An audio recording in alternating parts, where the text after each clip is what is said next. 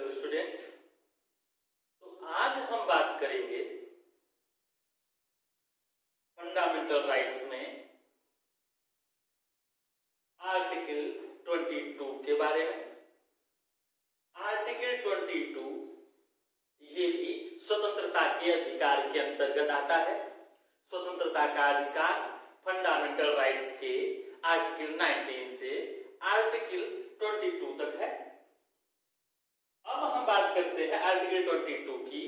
इसमें कहा गया है या इसमें गिरफ्तारी के बारे में संरक्षण या गिरफ्तारी में के संदर्भ में संरक्षण की बात की गई है कि गिरफ्तारी में भारतीय नागरिकों के या किसी भी नागरिक के क्या अधिकार होने चाहिए। हम बात करते हैं गिरफ्तारी आर्टिकल 22 में गिरफ्तारी एवं निरोध में संरक्षण के बारे में। तो कहा कि पहले गिरफ्तारी किस तरह की होगी। गिरफ्तारी में कहा गया कि यह दो प्रकार से हो सकती है। किसी व्यक्ति को दो प्रकार से गिरफ्तार किया जा सकता है। पहला दंडात्मक निरोध के तहत या प्यूनिटिव डिटेंशन के तहत या अपराध होने के बाद एज ए सस्पेक्ट गिरफ्तार किया जा सकता है। दूसरा कहा कि निवारक निरोध के तहत या प्रिवेंटिव डिटेंशन के तहत, मतलब कि अपराध होने से या करने से पहले ही डिटेन कर लिया जाता है। मतलब कि अपराध होने से रोकने के लिए जब डिटेन किया जाता है तो उसे निवारक निरोध कहते हैं। तो कहा कि अगर दंडात्मक निरोध के तहत गिरफ्तारी हुई है तो नागरिक के या उस व्यक्ति के क्या क्या अधिकार होंगे। तो इन्होंने कहा कि उस व्यक्ति को कारण बताया जाएगा कि उसे क्यों गिरफ्तार किया गया है या किया जा रहा है। दंडात्मक निरोध में सबसे पहले कारण बताया जाएगा कि उस व्यक्ति को क्यों गिरफ्तार किया जा रहा है। दूसरा कहा गया आर्टिकल 22 कहता है कि उस व्यक्ति की जिसे गिरफ्तार किया गया है उसे उसकी पेशी न्यायालय में जज के समक्ष की जानी चाहिए। कितनी देर में? 24 घंटे के भीतर। उन्होंने कहा कि उस व्यक्ति की पेशी न्यायालय में जज के सम्मुख 24 घंटे के अंदर अंदर की जानी चाहिए। लेकिन उस 24 घंटे में न्यायालय तक आने जाने का समय या न्यायालय तक पहुंचने का समय, ट्रैफिक में लगा समय काउंट नहीं किया जाएगा। और अगर छुट्टी का दिन बीच में पड़ता है, जैसे आज सैटरडे है, आज किसी को गिरफ्तार कर लिया गया तो उसे छुट्टी वाले दिन संडे को तो न्यायालय में प्रस्तुत नहीं किया जा सकता। तो छुट्टी वाला दिन काउंट नहीं किया जाएगा। अब उसे मंडे को इस वक्त तक न्यायालय के समक्ष प्रस्तुत करना होगा। तो कहा कि दंडात्मक निरोध किस किस को मिलेगा, ये अधिकार किस किस को प्राप्त होंगे। तो इन्होंने कहा कि ये अधिकार उन सभी को प्राप्त होंगे, ये अधिकार सभी व्यक्तियों को प्राप्त होंगे। बस शत्रु देश का नागरिक न होना चाहिए, बशर्ते कि व्यक्ति शत्रु देश का नागरिक नहीं होना चाहिए और निवारक निरोध के तहत गिरफ्तार नहीं होना चाहिए। ऐसे व्यक्तियों को ये दंडात्मक निरोध में ये अधिकार प्राप्त होते हैं। अब कहा कि भाई तो निवारक निरोध में क्या होता है। तो निवारक निरोध में किसी भी व्यक्ति को बिना कारण बताए मैक्सिमम 3 महीने के लिए डिटेन किया जा सकता है। आर्टिकल 22 कहता है कि 3 महीने के लिए बिना कारण बताए किसी भी व्यक्ति को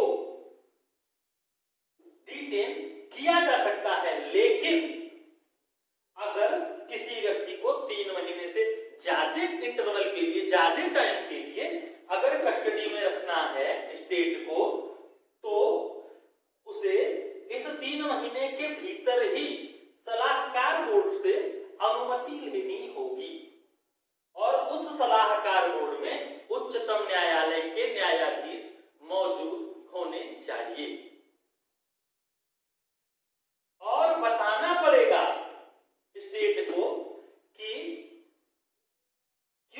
इस व्यक्ति को हम 3 महीने से अधिक के लिए कस्टडी में रखना चाहते हैं और वाजिब वजह होनी चाहिए, मतलब वजह सही होनी चाहिए, ऐसे नहीं कि किसी को भी उठा लिया तो ये छोड़ देगा, है ना।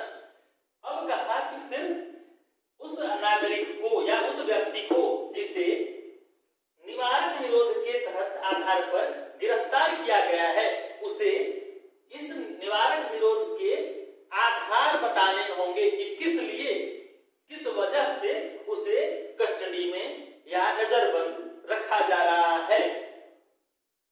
फिर कहा गया आर्टिकल 22 में कि उस व्यक्ति को यथाशीघ्र जितनी जल्दी हो सके इस निवारक निरोध के विरुद्ध अभ्यावेदन का अवसर प्रदान किया जाएगा, मतलब इसके विरुद्ध अपील का अवसर प्रदान किया जाएगा। अब देखो जैसे कि अभी जम्मू एंड कश्मीर में धारा 370 हटाई गई थी, है ना, तो वहीं निवारक निरोध का वहां बहुत सटीक उपयोग किया गया। वहां के जितने मेजर पॉलिटिशियंस थे ना सबको उठा के जेल में डाल दिया गवर्नमेंट ने, है ना। तो देखिए तुम लोग तो कैसे सब लोग नजरबंद थे, जेल में ही डाला था, नजरबंद कर दिया था ना। हाँ, तो नजरबंद कर दिया और अनिश्चित काल के लिए कर दिया कि ये नेशनल सिक्योरिटी के लिए खतरा है, ये नेशनल थ्रेट है, ये दंगे भड़का सकते हैं। और उसके बाद पास कर दिया अपना ऑर्डिनेंस और जम्मू कश्मीर में धारा 370 हटाकर उसके 2 टुकड़े कर दिए, जम्मू एंड कश्मीर और लेह, है ना, हाँ लेह लद्दाख। तो ये निवारक निरोध का उपयोग किया उन्होंने।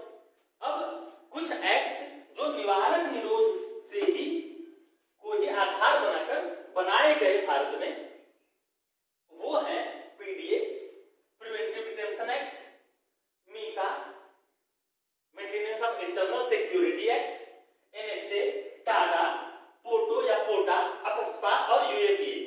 ये एक्ट निवारक निरोध, प्रिवेंटिव डिटेंशन को आधार मानकर बनाए गए हैं, जिसमें पीडीए 1950 में बनाया गया था और 1971 में इसे डिमोलिश कर दिया गया।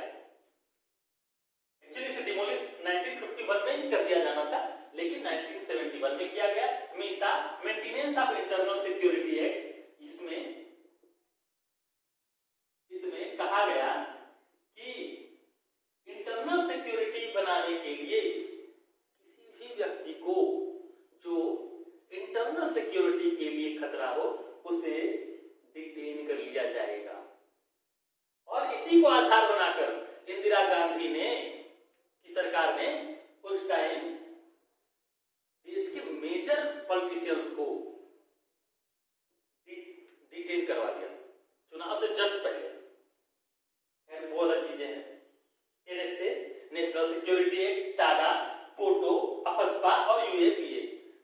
देखो टाडा और पोटो एक ही चीजें है ना, एक ही, ये टेररिस्ट के लिए थी, टेररिस्ट एक्टिविटी के लिए, ये भी टेररिस्ट एक्टिविटीज के लिए थी।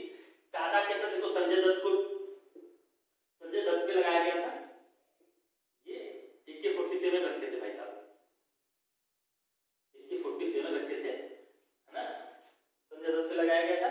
टाडा आया था 1985 में और इसे 1995 में डिमोलिश कर दिया गया।